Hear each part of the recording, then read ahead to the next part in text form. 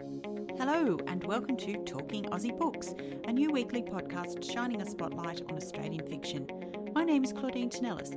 As a writer and avid reader, I love chatting about books. And in this podcast, I'll chat to authors, publishers and readers, giving you, dear listener, insight into what's hot on the Australian fiction scene. So if you're looking for your next book recommendation or just want to know more about Aussie fiction writers, this podcast is for you. Grab yourself a cuppa, sit back and enjoy. Today I'm talking to the Sydney-based author of 3 novels. Her latest, On the Same Page, was published in December 2018 by XO Romance, an imprint of Brio Books, and was the winner of the XO Romance Prize in 2017. It gives me great pleasure to welcome Penelope Janu to the podcast. Good morning, Penelope. Well, good morning, Claudine. Thanks for having me on the podcast. It's my pleasure. Penelope, I have been following your journey for a little while now, and when On the Same Page came out late last year, I was really eager to read it. And let's just say I was captivated by this story. It was witty, sweet, charming, and, dare I say it, sexy. I loved it. I couldn't put it down. Oh, that's wonderful. Thank you. Now, Penelope, for those unlucky listeners who haven't yet had the pleasure of being acquainted with this book, can you tell me a little bit more about it? Yes, the book is about a romance novelist, historical romance novelist who chooses to write in secret. So she's very, very successful, but she's a lawyer, so her day job is a lawyer, and that's she practices in that space and she supports herself that way. But as I said, she writes in secret. Now, the reason she does that is her protagonist's name, she's contemporary, but her name is Miles Franklin. She comes from a very literary family. Her parents are very, very well known Australian poet and novelist, and it's because of her background as a child, because of her upbringing, that she just does not feel that she wants to bring this wonderful, creative, passionate side of her life under the scrutiny, I suppose, of her parents. Yet she's very willing to share that with her readers. She wins a publishing contract, which she doesn't even enter, and the publisher of the books under a pseudonym want to expose the real writer behind this pen name, and she's very, very reluctant for that to happen. So basically, through the course of the novel, she not only writes her historical romances, she sort of falls in love with the publisher. He very much falls in love with her, but it's very much, push-pull situation there, and she's still trying to hide her identity. Fantastic. And what, dare I ask, inspired you to write this story? I suppose I came to writing later. I mean, I was in my 50s when I really started writing creatively, and before that I'd had, sort of quite a long career as a lawyer, legal academic for many years. I have always felt the prejudice against romance writing.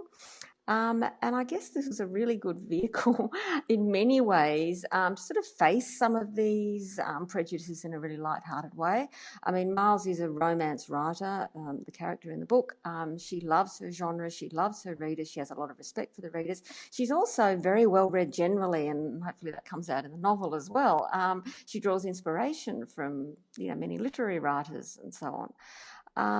Yet there is prejudice. She's picked up by this publisher that publishes much more literary fiction, and so they sort of see romance as a separate category and as a different sort of writing. And I guess having this conflict with the publisher enabled her to, in many ways, sort of stick up for her genre and to educate the publisher that actually, there's a lot of good and there's a lot of purpose and there's a lot of meaning in romance writing. Indeed.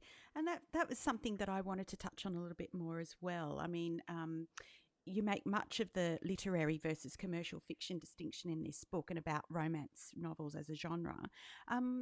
Why do you think there's so much snobbery around the genre and commercial fiction generally? Look, and it's really hard because I, like you, obviously, read for all of our lives, and we read across so many different genres. And I must say, some romance readers who I've corresponded with over the book, and they've said, they haven't really encountered that snobbery badly. I think sometimes people, because they think, I'm a lawyer perhaps, or I've been to university, and why would you read romance, or why would you enjoy that? And so maybe I've encountered more of it in my life.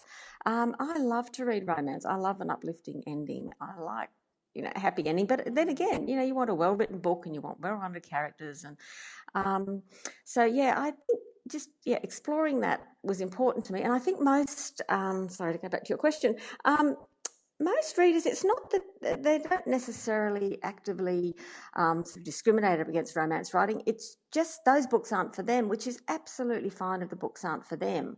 But you sort of get the snide comments or the nudge, nudge, wink, wink, or, oh, it's a bit saucy, and you get that with romance, whereas, if you're a crime novelist or there are various other genres which are just as commercial as romance, but there isn't that sort of commentary on it. I think that there's a little bit of a tendency to look down on it. And I think primarily, often these books are written by women and they're written for women.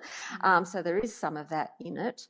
So I think often it's people I look for romance in a lot of books that I read, and other people might not find romance in that. But I do, because that's what I look for and that's what I enjoy as well. And so I think some people, if they're not looking for romance in what they're reading, if it's a crime fiction, Kathy Reich's books, I love the romance there between the protagonist there and the detective. And they're, of course, not seen as romance books. But for me, that's a lovely element to the story.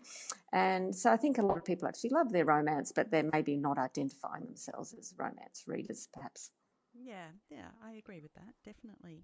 Miles's parents, particularly in the book, they're especially critical of Emma's work, as in the pen name that she writes under, and they dismiss the success of the novels. So I wanted to know, was that something that you've had to deal with in relation to your own work?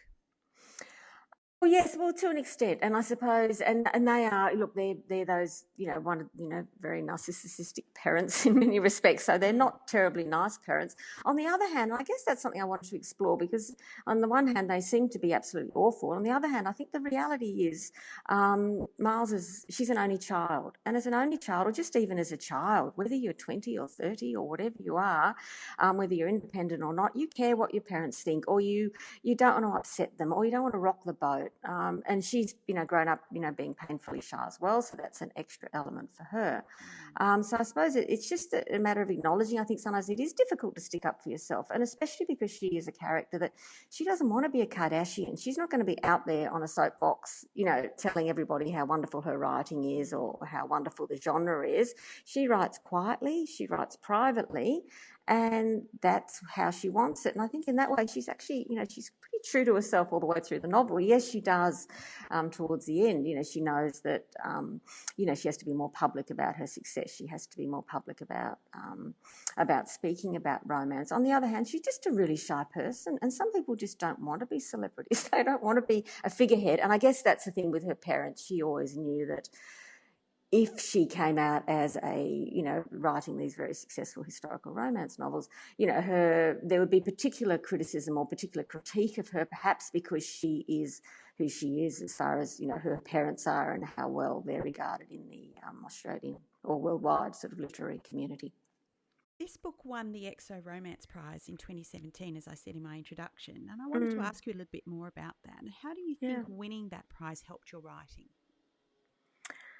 It was a really nice validation of the story. I wrote this, my other two books, and my book for this year will be published by Mira and HarperCollins, which is wonderful. I love them too. I have two wonderful publishers. I'm very fortunate. That's amazing.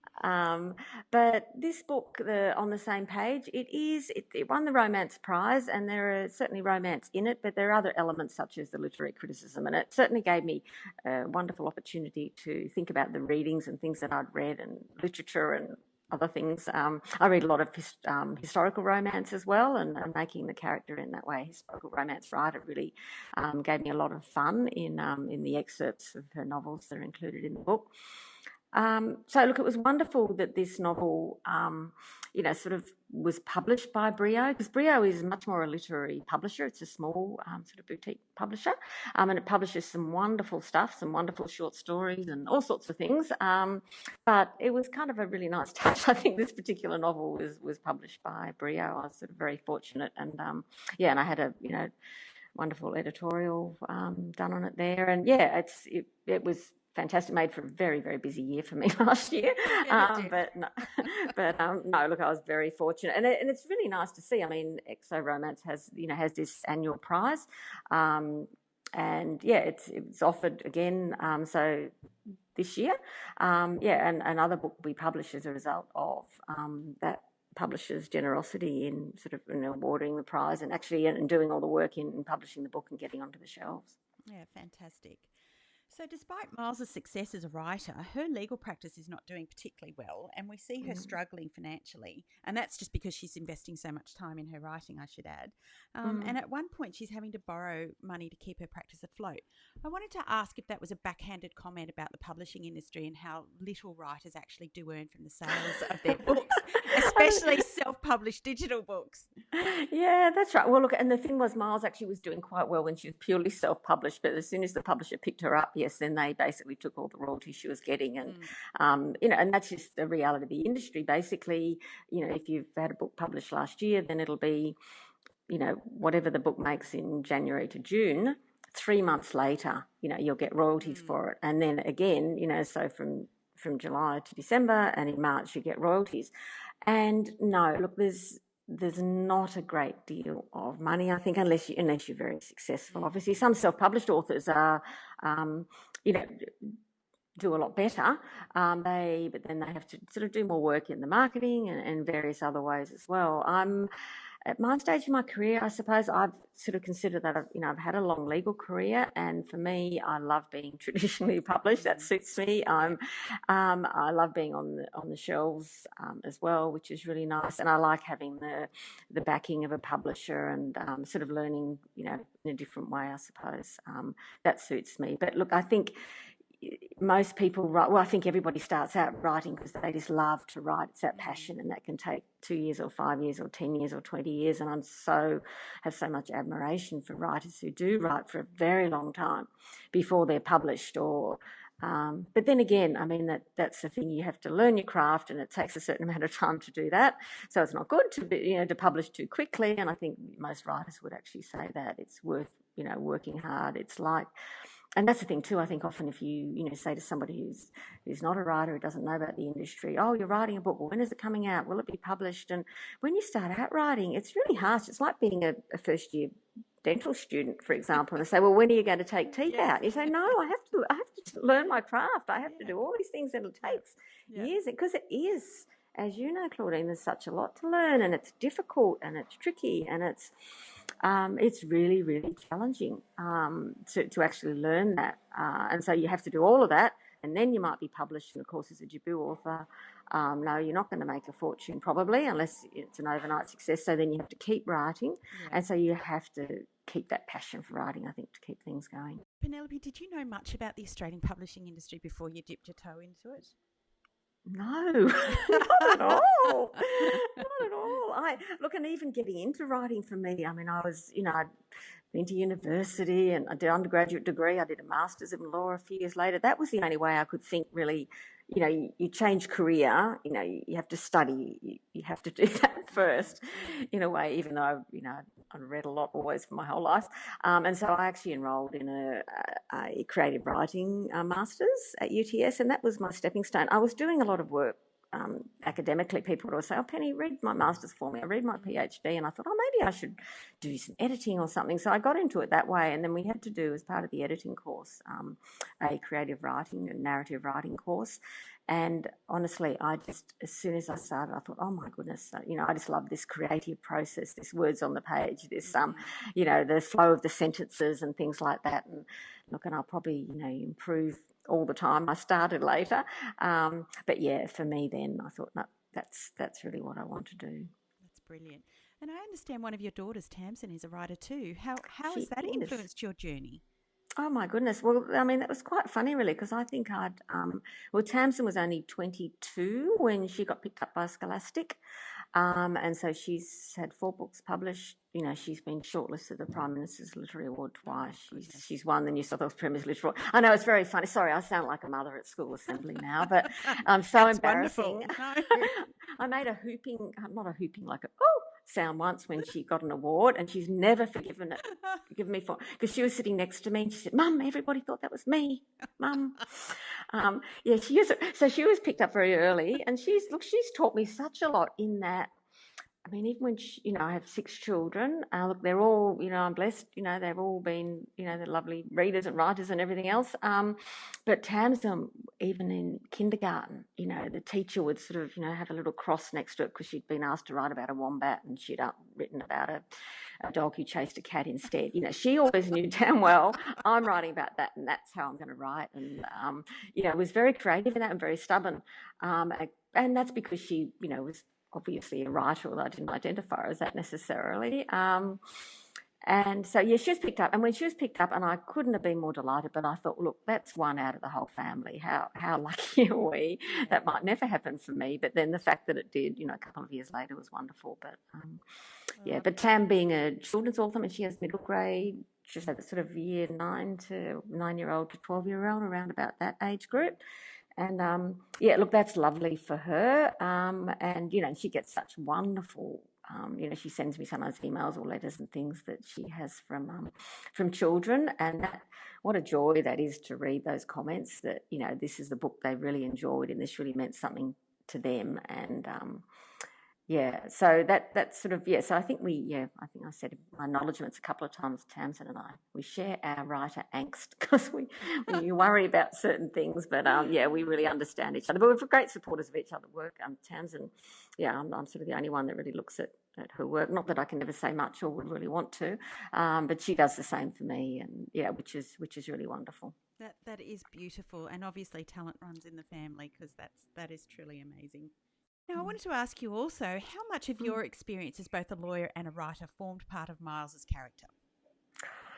Oh, probably, my author cringe, I suppose, to an extent, probably informed that, because I guess that was, and I mean, even going back to high school days, I remember sneaking into the library and the school library, and I'd find a Barbara Cartland book, and I'd sort of hide it under my jumper after I borrowed it, because there is that prejudice. There always was, and I went, that they're not the books that are prescribed for children to read or for, people to read or teenagers to read, as I was then.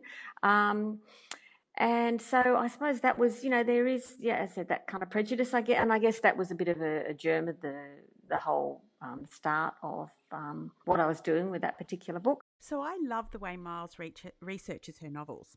She's a stickler for details, and she has to know that her imagination is backed up with cold, hard facts. The carriage scene is one example, but also Miles's pole dancing lessons. Yes. So I wanted to ask you, how much research did you have to do to inform Miles about these aspects of the book? Any pole dancing lessons in your past? I spoke to. I have a few friends' daughters who are extraordinarily fit and healthy young women, and it's really hard to do pole dancing. Like, there's so much upper body strength. Oh, it's amazing. And so all I thought about, and I found there was this class and I thought I should go along, and then I just actually literally, hung from a pole at home where nobody could see me, and I could tell, oh my goodness, that is so hard. That is so difficult to do. So I worked out from that it was difficult to do. As I said, I spoke to women who were more Miles's age who did it, and they sort of told me a lot about, the difficulties. And and I suppose with Miles, she's shy as well, so often the performance aspect can work really well. But if you don't have the performance aspect and you're not so physically fit, and she's not, and she is sort of rounded and so on, very difficult. But in the end, there is a lot of, I think pole dancing, you often see the clips of the bikinis and the stilettos and everything, but really very much fundamentally a group of women, and so there are many groups of women, young women who do pole dancing, and it's really affirming for them, which is good. But no, I haven't tried it myself, except for the poles on the balcony, screened by the trees. Oh, that's gorgeous. And now Miles is a multifaceted character, as we've talked about different elements of her character along the way this morning. But I love that she's fiercely independent and proud, as well as passionate about her alter ego and the romance genre. But she also has an element of vulnerability, which seems to make men want to protect her, to look after her. And as a writer, a lawyer, and a mother of daughters, how do you walk that line? Yeah, it's tricky, isn't it? Because as there's that positive side of like we love our children and we're protective of them, and now mine are, well, most of them are in their 20s, and that doesn't go away. um, but obviously with the female male dynamic, it's a different thing altogether. And so what should come first? Well, in my view, you need to have respect for the person intellectually, and then all else follows from that. So sometimes obviously there'll be a immediate physical attraction, and that's all well and good, but fundamentally to have a relationship that stands the test of time, you have to respect that person's intellect and their views and their whatever else it might be. So yeah, there is a fine line. I really, that notion of instant attraction is great. I've never won in any of my books, really. I sort of don't relate to the the internal sort of monologue that some have, that what a great bum he's got, or what a great bum she's got. Either way, that doesn't sort of do it for me. I'm much more likely to have a sort of a conversation, or the look in the eye, or those sorts of cues, I suppose, or the touch of a hand, and that can mean so much early in the relationship, even if it's somebody that you don't, not necessarily thinking the person's attracted to, because obviously you're connecting on a different level, on the intellectual level. So that makes me sound hopefully not intellectual, because I'm not, but there's just that certain connection where you respect the person, what they think generally. And often it's not, I suppose in relation to Lars and Miles on the same page, they obviously had big differences in opinion as far as the content of books, or what books were worthwhile and what books weren't. On the other hand, you saw a lot of their characters in other ways. There's one scene in the book where one of Miles's only employee, somebody's spoken inappropriately to her, and the hero in the book said, "Well, that's totally inappropriate. Should I sack him?" That is the essence of that character, I think. That he would do the right thing. He sees clearly what's right and what's wrong, and so in that way, that was something that showed me. I guess I wrote it, but on the other hand, it's the sort of thing he would have said as a character. He's honest, he's upstanding, he's ethical, but obviously characters always have a lot to learn, and hopefully they do by the end of the novel. Another thing that especially intrigued me about Miles was her empathy. She regularly accepts food or goods as payment for her legal services. And when she finds out a disadvantaged young girl is about to drop out of school, she arranges for that girl to work in her own legal practice and buys her books and gives her a place to study. These aren't qualities many people will associate with lawyers. Was that something you wanted to comment on, deconstructing the blood-sucking stereotypical image of lawyers? That's right. Well, I think, and quite honestly, I mean, 3 of my daughters are lawyers now, and look, and I really, the crazy thing is that, and then we've got the writer and whatever else, and it's funny because my husband and I are both lawyers, but then we look at each other and we think, they're never going to afford a house in Sydney because they're lawyers, and they do their teaching, or they work in social works, social justice areas.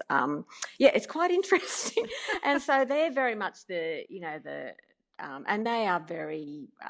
They're not unusual at all. I think many lawyers, don't make, a great deal of money, and many lawyers, are lawyers for the right reason, and they are just nice, normal people, and they do what they have to do. Unfortunately, the law, as you know, is difficult sometimes, and it doesn't treat people well, and there are terrible injustices around, but. I think most lawyers sort of have a nice side to them as well. And Miles works in that space, that sort of small practice space, where I think you do have to have a good relationship with your character. She's very much a part of that community as well. And she's working in a community where people are less likely to have money. And so then she sort of made a real decision to work in that particular space. And so she's more likely to be sympathetic too, I guess. Are you actually working on anything else at the moment? I know you've had a busy last couple of years. But I will have another, hopefully, fingers crossed, if everything goes well, have another book out with Harlequin Mirror in December. I have been working really hard finishing this novel. I'm really excited about it. I really, got to that stage where I think, I really like this. Yeah, so that is planned, and then hopefully there might be another one the year after that. So this is a rural romance, which my last book with Harlequin Mirror, On the Right Track, was a rural romance. Brilliant. Well, I look forward to that. Now, Penelope, if listeners wanted to connect with you or to learn more about your books, where can they find you? I have a website. That's probably a good way to start. So just www.penelopejanu.com. And through that, there are links to Facebook and what else have I got there? A newsletter and also email. And as you can see from my stuttering, I'm not terribly good at social media, but no, penelopejanu.com, everything is kind of there. So I love to hear from readers, by the way. I show those things to Tamsin because she shows me such beautiful comments from children. Penelope, it's been such a joy for me to chat with you today. Thank you for joining me on Talking Aussie Books. Thank you very much for having me. Thank you. I enjoyed the chat. Well, that's a wrap, folks. If you enjoyed this podcast, please leave a review on iTunes or drop me a line via my Instagram at Claudine Tenellis or on my webpage claudinetennellis.com. Thanks for listening. Until next time, happy reading.